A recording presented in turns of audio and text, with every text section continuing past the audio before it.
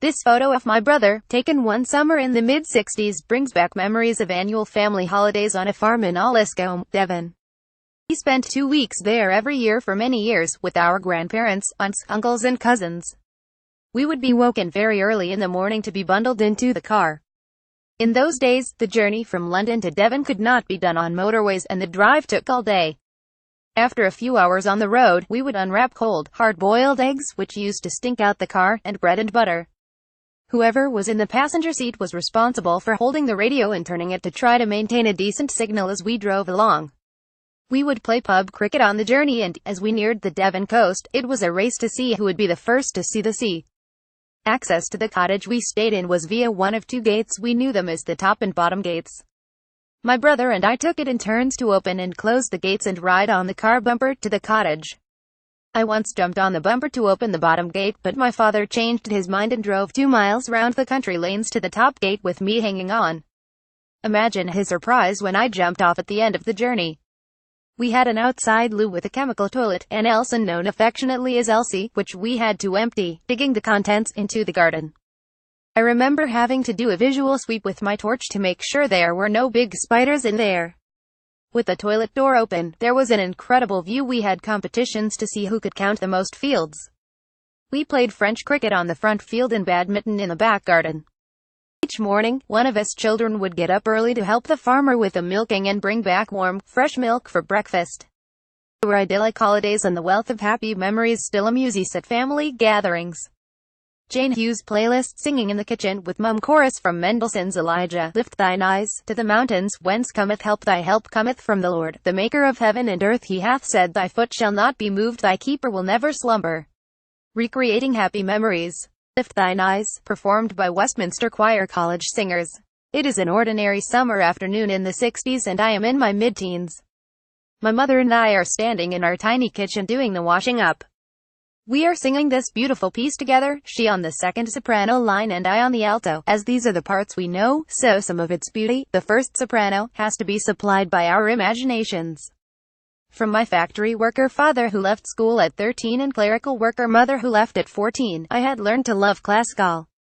Dad's taste was for opera, and Mum had sung in a good amateur choir. Our family life was not always happy, but our experiences, both singing and listening, stand out as good times. I had recently taken part in a performance of Elijah with a local church choir. I was the youngest member, and it felt like a rite of passage being one of the grown-ups. Adding to the thrill was the fact that we had a real opera star, Ray Woodland, a native of our town, as one of the soloists. Over the course of my life, I have enjoyed Mendelssohn's powery dramatic oratorio many times, both in the audience and as a chorus member. It was the concert I went to just days before my first child was born. She enjoyed the ball choruses. If the kicking was anything to go by, I heard it sung in German in an exciting performance in a tiny village in the Swiss Alps, and Lift Thine Eyes was the we played as Mum's coffin was carried into the crematorium. It is mundane to say that this beautiful, promising help in times of trouble reminds me of standing at the kitchen sink with Mum, but what I treasure is its power to recreate the happy feeling I had singing it with her.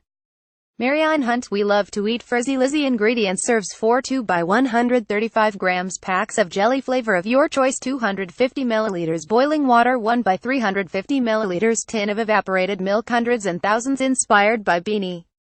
Penny Little's Frizzy Lizzy. Melt the jelly in the boiling water. Whisk the evaporated milk until frothy. Slowly add the melted jelly in a thin and whisk to combine. Chill until set and decorate. This is Frizzy Lizzy, announced Jean, placing a pink-filled bowl on the table in front of us. My 2 brothers and I dug our spoons into a glorious, sweet, frothy concoction that dissolved on our tongues and just cried out to be squeezed through our teeth, which we did with every mouthful, roaring with laughter at each other's sticky faces. Jean, or Beanie, as we called her, had helped to look after us for as long as we could remember. We were staying with her in her tiny Yorkshire cottage while our parents were away. She had no interest in proper cooking, but she loved baking, so for 2 weeks we pretty much lived on cakes, pancakes, drop scones and Frizzy Lizzy. But time flew by and we all grew up. Beanie retired and moved down south to live with her sister. We lost touch until, one afternoon, almost 30 years later, I went to visit her. She was nearly 80 by this time, but just as warm and kind as she had always been. She had spent all day making a specialty in anticipation of my visit: sticky Rice Krispie cakes and fairy buns with little sponge wings and buttercream icing, the things I loved most as a child. The star of the show, though, was a little glass bowl of candy pink frizzy Lizzy, light as a feather and smothered in hundreds and thousands. I was instantly transported to those carefree days of my childhood, and, because I didn't have to share it with my brothers for once, I ate the whole bowl. Oh, and yes, in memory of my 6-year-old self, and because it is almost impossible not to, I squeezed it through my teeth. Penny little, we'd love to hear your stories. We will pay £25 for every snapshot, playlist, or we love to eat we publish. Write to Family Life, The Guardian, King's Place, 90 York Way, London N19GU, or email family@theguardian.com. Please include your address and phone number.